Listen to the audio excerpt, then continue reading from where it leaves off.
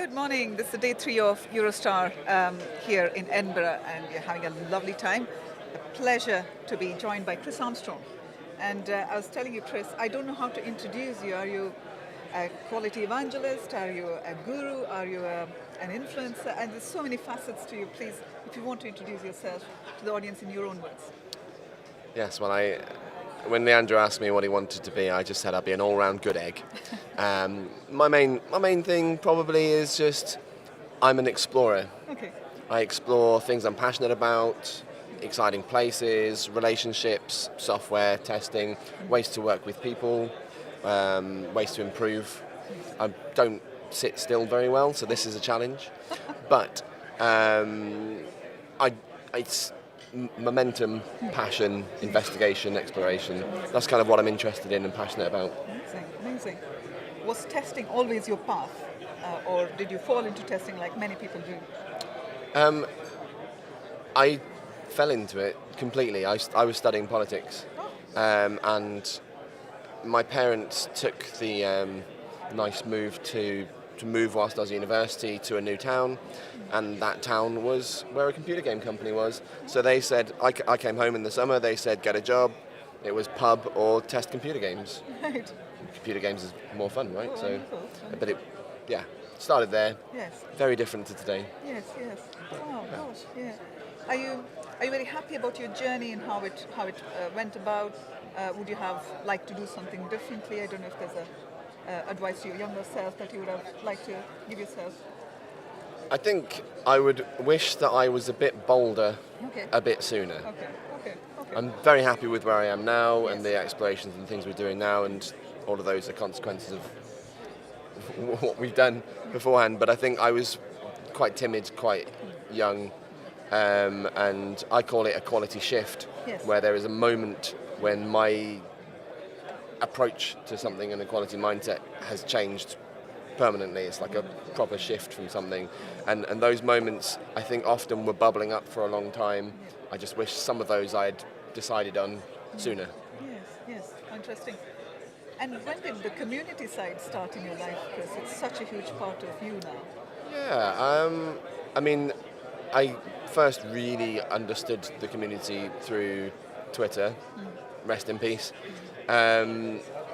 Maybe 2012, 2013, came to my first Eurostar 2013, and I started to meet these famous people from Twitter, and initially thought, this is cool, Yes. I'd like it. Then I had a step back. I had an application to speak, thinking I could speak, I had good ideas. It was rejected, didn't actually take feedback well. I don't think feedback was given well. Okay. And I stepped back for a couple of years. I changed the role into a senior role into a new company, and I felt almost obliged to open this world up to my team and other members in the company about how much broader testing is. It doesn't matter that we're not all web testers. Yeah, I was working for a high-precision oscilloscope company, and a lot of what we could see online about automation was just web. And I said, I come from a world where I've been testing RF and IoT, and that's a totally different space. But actually, abstract the tooling, the end use stuff, and there's loads of accessible stories, and in fact, in life, soon enough, you can abstract anything and learn from it. And I showed my team, I started to blog, and then in around November 2018 was when I started testing peers. But that's a longer story. Yes. Now you segued into testing peers nicely, because that was going to be one of my questions. It's quite a movement, and you've put so much into it and made it an amazingly accessible platform. Did that just come about, while in conversation with some of your colleagues, or how did it all start actually? Well, the group started because I was in a position of leadership as a tester, and I had no peer in testing Yes. within my organisation. And we see throughout history, if there are people in leadership with no accountability, known accountability, you can get away with whatever, you're not growing, you're not challenged. It's a very, very dangerous and I believe unsustainable position to be in. And so I reached out to some folks that I knew were probably encountering a very similar scenario in their own workplaces and said, I don't know what this will be, but I know I need people that I can spend some time with. There's in some places there's opportunities to, they call them accountability triplets. So you work in a small group, you meet with each other maybe weekly, and you just hold each other accountable, you help each other grow, iron sharpens iron, all that sort of stuff. And I felt like I can't grow, I can't be sustained, I can't be challenged, I can't go to my boss if I'm not sure of something because he doesn't understand my context. It's a different background, he was an engineering academic guy. And so these people, they accepted like the invitation without knowing what it was going to be. And quite quickly we moved into a Slack workspace, and some of us started to discuss more and more. We would support each other going through like speaking in a conference or organising meetups. And Simon, who's one of the guys in the group, he's very passionate about bringing testing to the fore in the academic space, so like computer science degrees and things. And so we would start collaborating on little side projects and things. Again, not really knowing what we were doing. Then, but we were enjoying having relationship and community, even as a relatively small group. And then pandemic started, and we didn't have a social life. So we decided to have a social life online. Simon, again, kept saying, we should do a podcast. And we said, look, talking is fun between friends, but who would listen?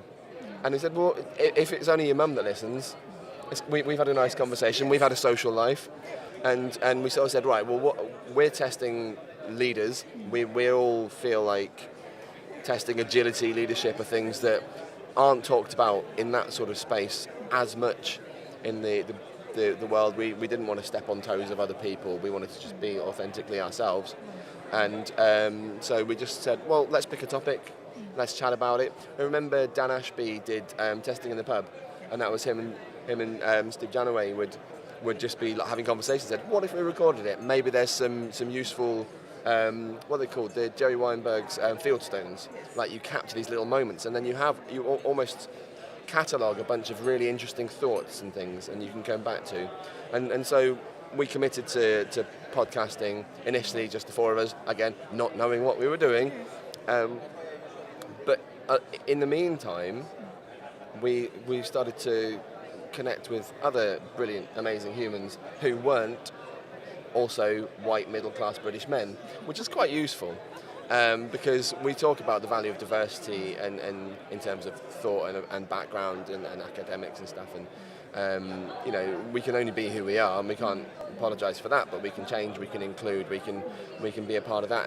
And quite soon on, we probably thought, wouldn't it be fun, given how much we enjoy events like Eurostar, like test bashes, Hustefs, things like this.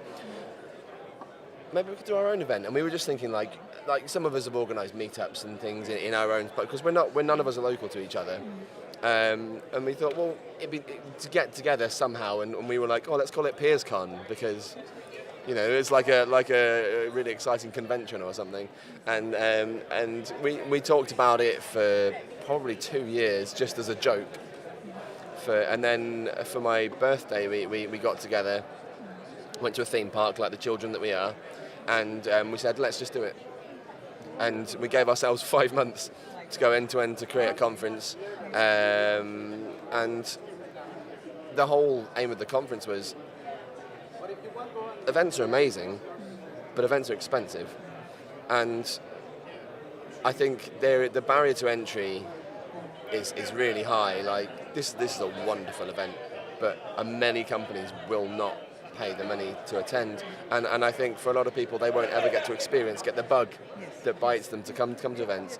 And we thought, well, even if we only had people that we know come and speak, we know amazing speakers. And we thought, we'll just ask people and see if they would do it. And we operate completely as not for profit. We publish our numbers, and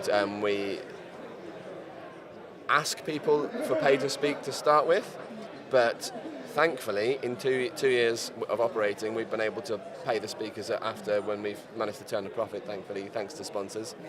And we've managed to make the event something that is a safe space for people to encounter good testing thought, introduce some amazing speakers into people's worlds. Like, you see someone on a stage is nothing like on a webinar or reading something. It's a bit more electric connection, and some of those people, they come to life, and you learn more. I love seeing passionate people talking about what they're passionate about, and doing that on stage is beautiful. And then we've had the pleasure of also having people speak who had never spoken on a stage before. We've been like their first stage, and it's quite a big stage for a small little group of people who don't know what we're doing. Amazing stage, wonderful venue for these things. And we've also this year introduced video applications, because I don't know about you, but writing an abstract, not fun, not easy, and actually doesn't tell me how you, as a passionate person, could talk about that subject that you're passionate about. So we said, well, have a video, tell me what you want to talk about. And that's more accessible for people. Like, there's some beautiful people out there who are dyslexic, struggle with those things, find it hard to fit into these things. Just tell me what you want to talk about. If it sounds interesting, you come and speak with us. And it's about collaboration, it's about equality, like peers. We are peers in testing. Once again, Simon is to blame for the name. He's done a lot of things, and it works. Like, there's no body in charge. There's no financial motivators. We're not deviating from that. We're just here, leaders in testing who are supporting each other to do better, hopefully. Amazing. Yeah. What an inspirational story, because I'm part of a similar meetup group. It gives me so much inspiration just to hear this journey, Chris. And you've been with Eurostar conference for many years, and perhaps other conferences. What do you notice in these conferences? What really catches your eye? What are your top highlights in any conference?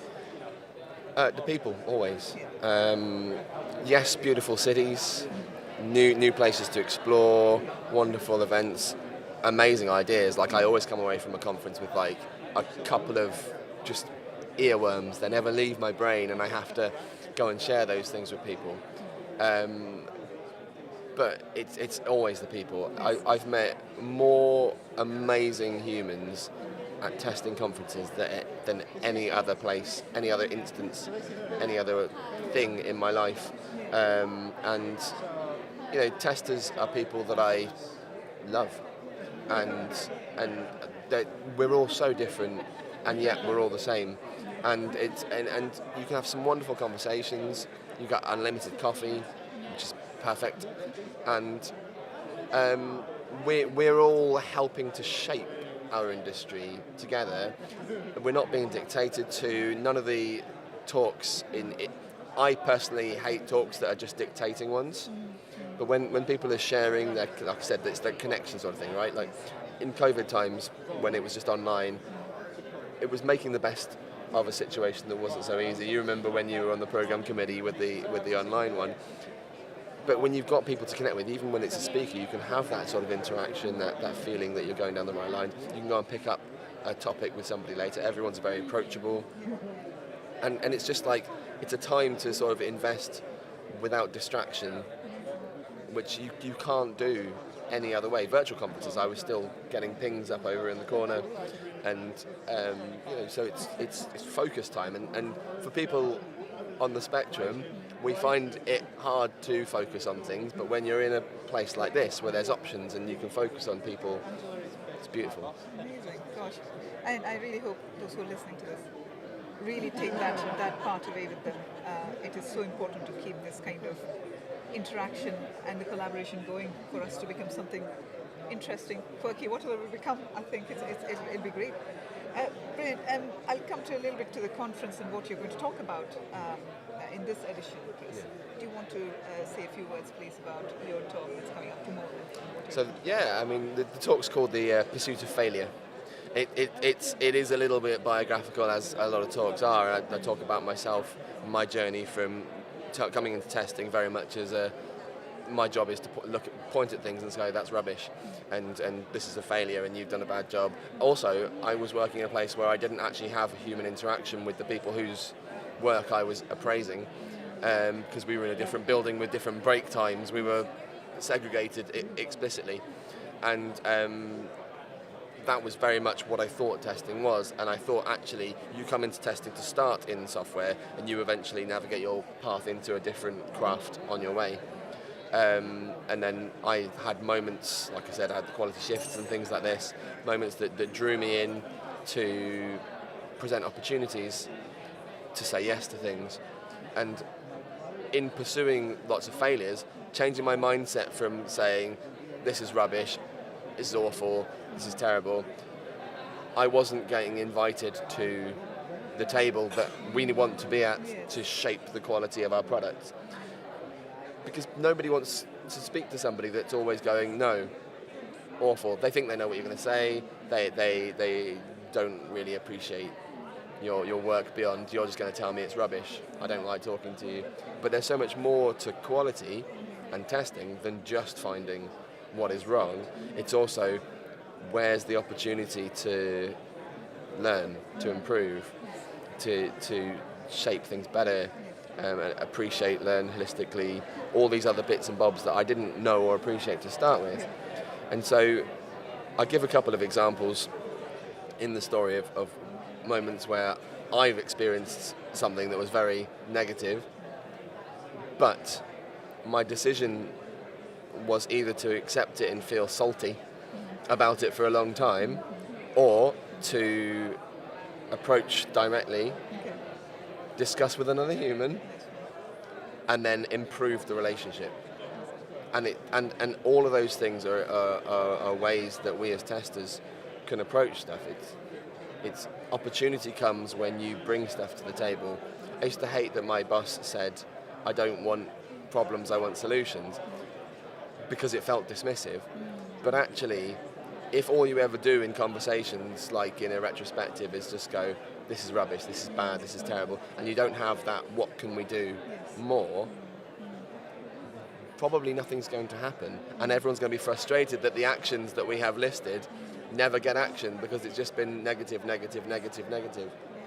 So it's like, you need that balance of both.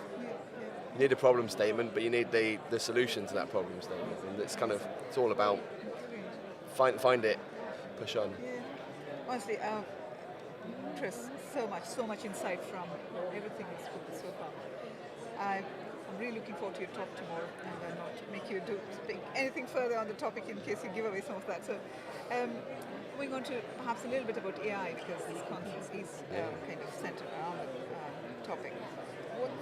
What's your own take, Chris, on where we are headed? I think as an industry, it can be beyond the quality engineering space. What's your own stance about AI? Are you more hopeful? Are you kind of more concerned, or somewhere in between? I'm cautiously optimistic. There's a lot of really cool stuff, but there's a lot of unknown things. And I use the sort of description of how my children are now consuming what they believe are facts being presented to them as a way to illustrate the dangers. Because I have a child, they watch a YouTube short and they come and tell me a fact that they've just learned, and you go, well, where's that from? Do you know what the answer to that is? Do you understand the context behind those things? Because it's not just the headline that's been presented as fact. It's so much more. And my concerns with AI is the confidence with which it delivers facts to you. And there's false positives and all of these things that can be presented. And I think if we become masters of prompting, masters of analysis, of understanding, better working with it, I think the possibilities are kind of endless. But if you look at the movie like WALL-E, where the machines make their life a lot easier, if the humans don't do anything and sort of take over, then you think, well, that could happen because people will get lazy. I don't need to write anything anymore. I don't need to, do the hard graft anymore because I can just put it into ChatGPT. Even though the stuff it can output could be complete and utter trash, and it does. So then, what's the point in reading? Because now everything's just been generated, and it's like we need that balance, and we need to find a way for certainly the next generation as well as ourselves to be able to interact with AI in a way that benefits us, benefits society, without making us more stupid because we don't have to do stuff. Because that would be my greatest desire, is to help my children realise that knowing things is always going to be more exciting than just saying I can just make that thing do it for me. Yeah. Oh my goodness, fantastic. Thanks so much, Chris. In a connected sense, what do you think testers, quality engineers of future will need to have as essential skills? Like that, it might be a very different world, a way of technology. What's your view on what do we need to hold on to, or what do we need to develop more of? In some ways, it's more of the same. It's inquisitiveness. It's curiosity. It's critical thinking. It's restlessness. Not settling. There's the Vince Lombardi quote, who sort of, I'll paraphrase because I can't remember it all, but he says, we can't attain perfection, but on our way we can catch excellence because we're iterating, we're improving. And I think testers are naturally looking to improve always, understand the bigger picture, understand the end user, understand how everything pieces together. And as long as we're always seeking to learn, getting feedback quickly from people to make sure that we're doing the right thing, we're in the right direction, we understand things, asking questions, those things are true regardless of tech stack, regardless of what tool you're working on. And I think as long as we always maintain those key attributes as testers, we will be solid. Fantastic. Just don't be complacent. That's a fantastic message. Chris, thank you so much. It's been brilliant talking to you. And I hope you enjoy the rest of the conference, and all the very best for your talk tomorrow. Thank you very much. Thank you. I could sit